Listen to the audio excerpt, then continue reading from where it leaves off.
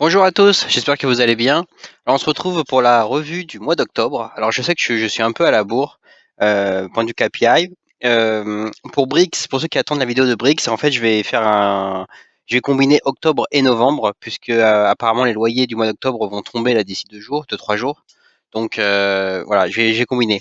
Pour Realty, comme là j'ai les données d'octobre, en fait j'ai récolté les données au 31 octobre, mais j'ai pas eu le temps de faire la vidéo depuis, donc voilà, maintenant euh, on va commenter ces résultats. Donc, comme d'habitude, je vous propose de commencer par la méthodologie. Comme ça, on se met tous d'accord sur qu'est-ce qui a été fait.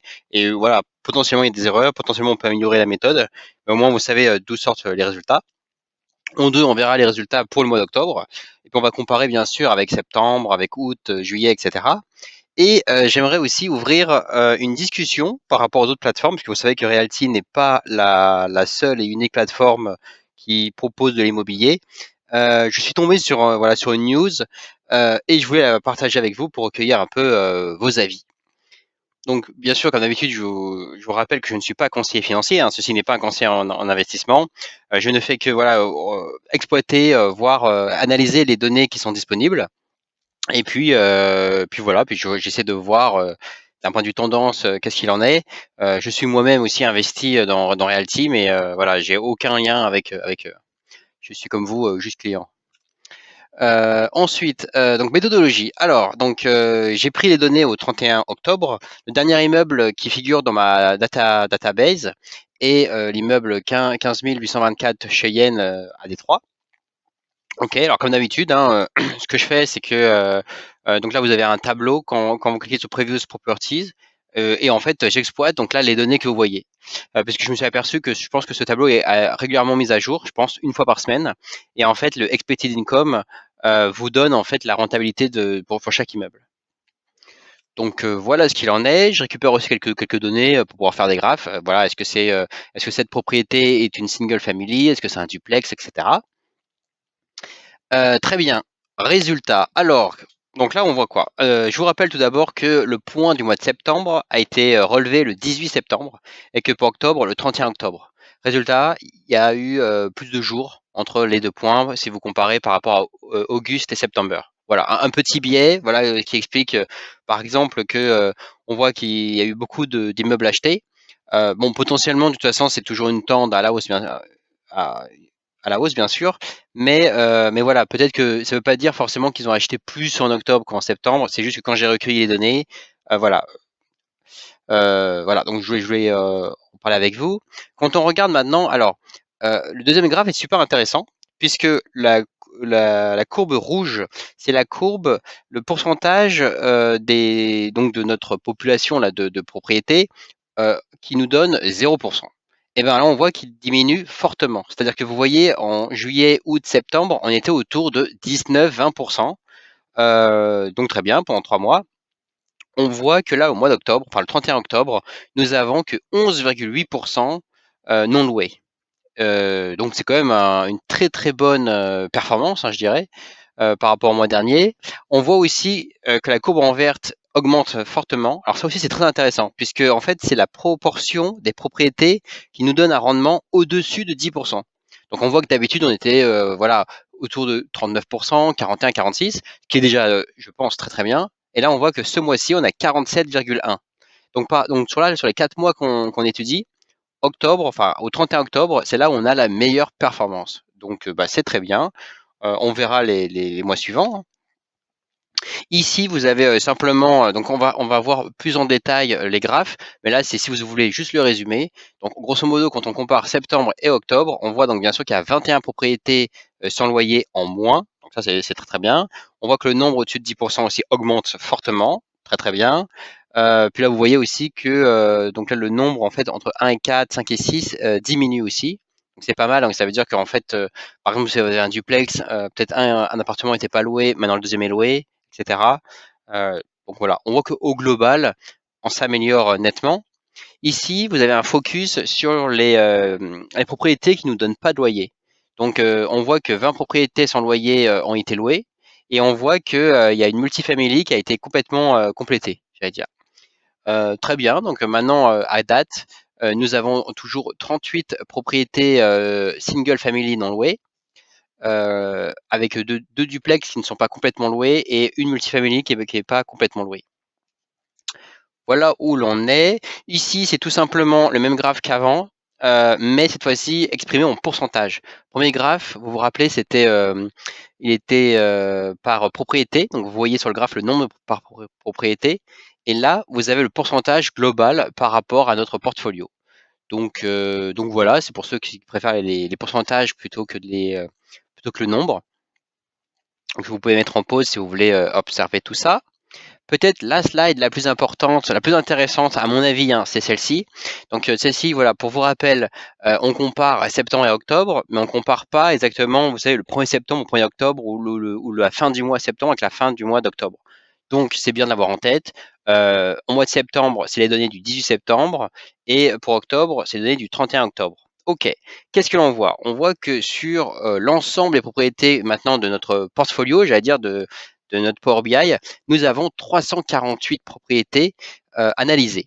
On voit que, donc comme on l'a dit, on s'est pas mal amélioré sur les propriétés qui nous donnent un rendement supérieur à 10%, sur le nombre de propriétés qui nous donnent pas de loyer, donc celui-ci a diminué de 7,6%, très très bien. Puis en global, on voit quand même que ça s'améliore aussi, hein. On voit que par exemple, là, le nombre de propriétés, on avait 13 propriétés qui nous donnaient un rendement entre 1 et 4%, ce qui avait été identifié comme pas beaucoup, très faible. Maintenant, on en a plus que 10. Donc, vous voyez, il y en a 3 propriétés qui ont des meilleurs résultats. Pareil pour le nombre de propriétés qui nous donnent qui nous donnaient un rendement entre 5 et 6%. Celui-ci a diminué de 1,1%. On avait 20 propriétés. Maintenant, on n'a plus que 18. Donc, vous voyez qu'au global, ça s'améliore nettement, hein. Alors, une discussion que je voulais ouvrir avec vous.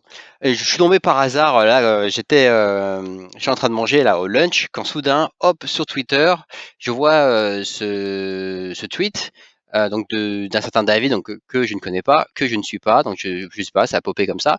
Mais en tout cas, le contenu est intéressant puisque ça nous dit aux US plusieurs plaintes contre Just Invest Now. Donc ça n'a rien à voir avec Realty, bien sûr. Mais alors pourquoi je souhaite en discuter avec vous.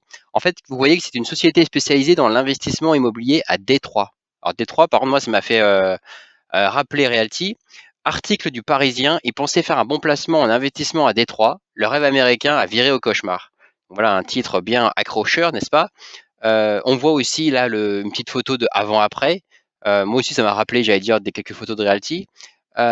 Mais bref, donc je ne suis pas abonné au Parisien, donc j'ai pas pu lire l'article en entier. Donc j'ai fait quelques recherches. De ce que j'ai compris, c'est que quand même c'est pas la même chose, hein. C'est-à-dire que Just Invest Now, a priori, on pouvait investir directement dans l'immobilier à Détroit, mais c'est pas du fractionné, hein. C'est vous achetiez directement la maison, à ce que j'ai compris. Et donc ce qui pêchait, c'est apparemment la location. C'est-à-dire qu'il y en a qui ont acheté un bien et puis finalement c'est pas loué pendant pas mal de temps et du coup ils ont perdu beaucoup d'argent. À ce que j'ai compris, hein. Donc n'hésitez pas à compléter ce que je viens de dire. Peut-être vous-même vous avez investi sur Realty et sur Just Invest Now, peut-être, je ne sais pas. Ici aussi pour notre réflexion, donc sur Trustpilot, on voit qu'effectivement les avis sont nettement plus mauvais, hein, que Realty. Ici, vous avez là le nom du CEO. Donc très bien donc ça c'est le nom. En fait, ce que je voulais vous montrer, c'est que ça c'est le CEO de Just Invest Now. Et en fait, ce CEO est aussi le CEO de plusieurs sociétés, notamment par exemple de Smart Invest. Alors je ne sais pas aussi si vous êtes sur Smart Invest. Moi personnellement, j'évite de me disperser sur 36 000 plateformes. Mais voilà, je trouvais plutôt intéressant de partager ça avec vous. Et puis maintenant, je vous propose on va voir maintenant le Power BI plus en détail. Merci.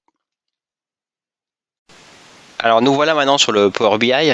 Donc là c'était les données du mois de septembre. Donc on avait déjà vu tout ça, hein. Donc pour garder en tête, donc on était à 19,4% de non loués, 39% au-dessus de 10%. Très bien.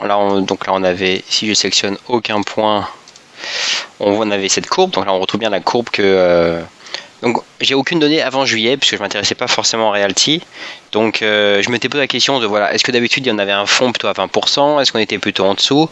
D'après certains abonnés, on était plutôt autour de 0% avant, tout était loué. Et puis donc ça a été réaugmenté, mais le CEO nous avait dit que c'est parce qu'ils avaient augmenté en fait les loyers, donc beaucoup de locataires étaient partis, donc il y a eu un turnover.